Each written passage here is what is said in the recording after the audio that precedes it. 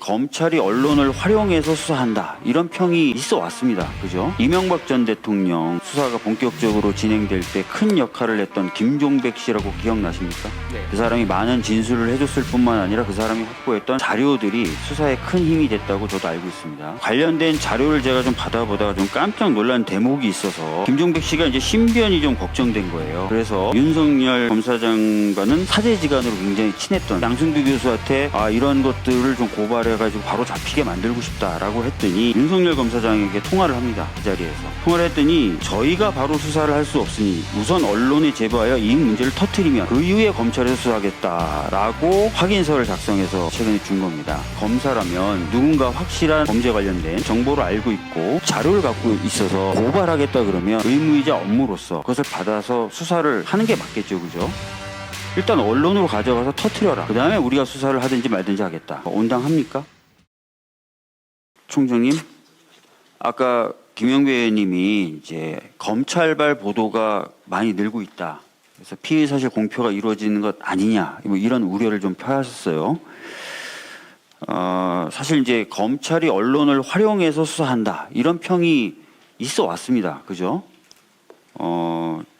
그래서 그런 예 중에 하나를 좀 저도 좀 제시하면서 좀 그런 관행이 좀 없어졌으면 좋겠다는 취지의 질의를 좀 한번 해보도록 하겠습니다. 총장님, 이명박 전 대통령 관련돼서 수사가 본격적으로 진행될 때 큰 역할을 했던 김종백 씨라고 혹시 기억나십니까? 네, 알고 있습니다. 다스에서 18년간 일했던 사람이죠. 알고 있습니다. 그 사람이 많은 진술을 해줬을 뿐만 아니라 그 사람이 확보했던 여러 자료들이 수사에 큰 힘이 됐다고 저도 알고 있습니다.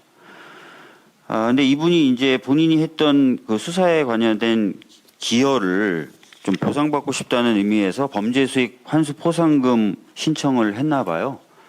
올해 초에 했기 때문에 규정대로라면 8월에 결정이 좀 나야 되는데 아직 나지 않고 있다라는 얘기도 하니까 그 부분도 좀 살펴봐 주시고요. 네, 좀 살펴보겠습니다. 예, 관련된 자료를 제가 좀 받아보다가 좀 깜짝 놀란 대목이 있어서 아까 말씀드렸던 취지에 비춰서 깜짝 놀랄 만한 대목이 있어서 좀 한번 말씀을 드려보려고 합니다.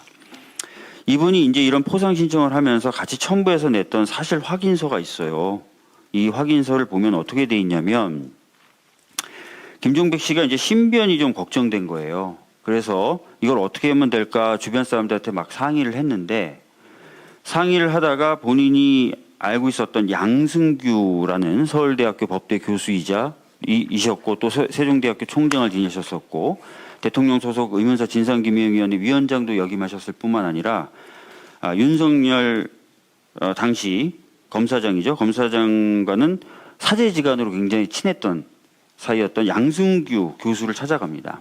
그래서 양승규 교수한테 이런 것들을 좀 고발해가지고 바로 잡히게 만들고 싶다라고 했더니, 근데 나는 신변이 좀 걱정된다고 했더니 양승규 교수가 윤석열 검사장에게 통화를 합니다. 그 자리에서 통화를 했더니 윤석열 검사장이 저희가 바로 수사를 할 수 없으니 우선 언론에 제보하여 이 문제를 터뜨리면 그 이후에 검찰에서 수사하겠다라고 김종백에게 알렸다고 본인 스스로 이렇게 확인서를 작성해서 김종백 씨에게 최근에 준 겁니다.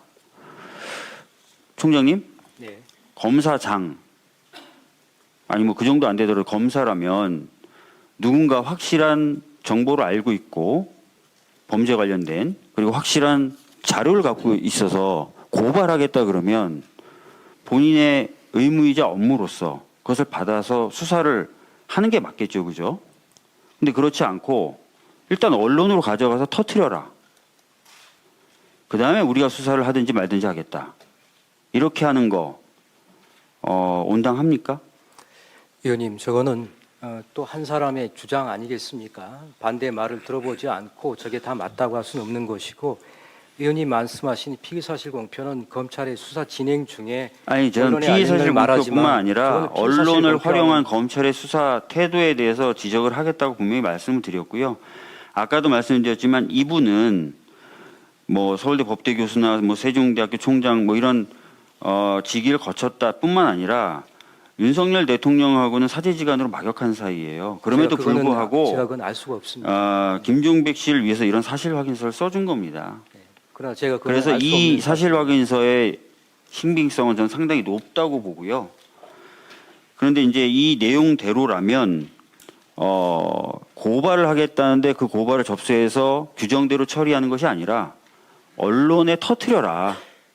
그럼 그 다음에 수사하겠다라고 얘기한 것이어서 전 문제가 있다고 생각을 하고 시점이 언제라고 말씀하셨습니까? 2017년 5월경입니다. 이 확인서에서 적시되어 있는 사실관계의 시점은요. 예. 이 사실 확인서는 22년도에 작성됐어요. 필요하시면은 드려도 되는데 이미 이거 접수한 거라서 구해서 보실 수 있어요.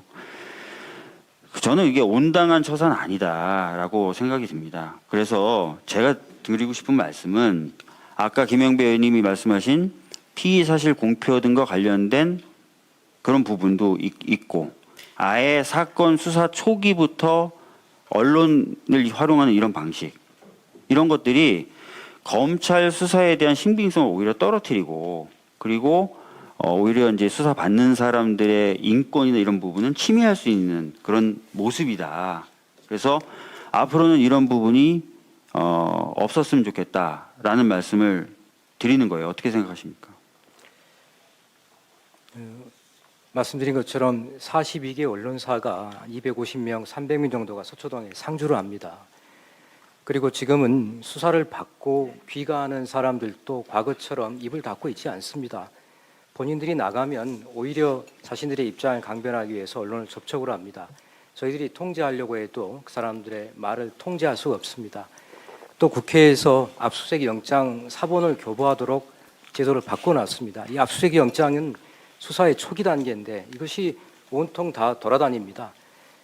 지금 언론에 보도되는 것들이 검찰이 언론을 활용해서 하신다고 하지만은 저는 우리 대한민국의 언론사와 언론 수준이 검찰에서 언론을 움직여 갖고 수사할 수 있는 그런 상황이라고 보지 않습니다. 그거는 우리 언론 수준을 제가 볼 때는 총장님 의원님께서 말씀 좀 들으면 평하시는 겁니다. 이런 상황에 대해서 개선하지 않으시겠다는 것처럼 들려요. 저는 검사로 일하면서 네. 언론을 활용해 갖고 수사해 본 적이 한 아니 번도 그러니까 없습니다. 총장님을 지적하는 게 아니라 그런 행태가 반복되거나 지속되는 것에 대해서 개선의 의지가 있냐고 여쭤본 거예요. 저희가 언론과의 관계에 대해서 늘 검사들한테 가르치고 또 지시하고 교육하고 감독을 합니다.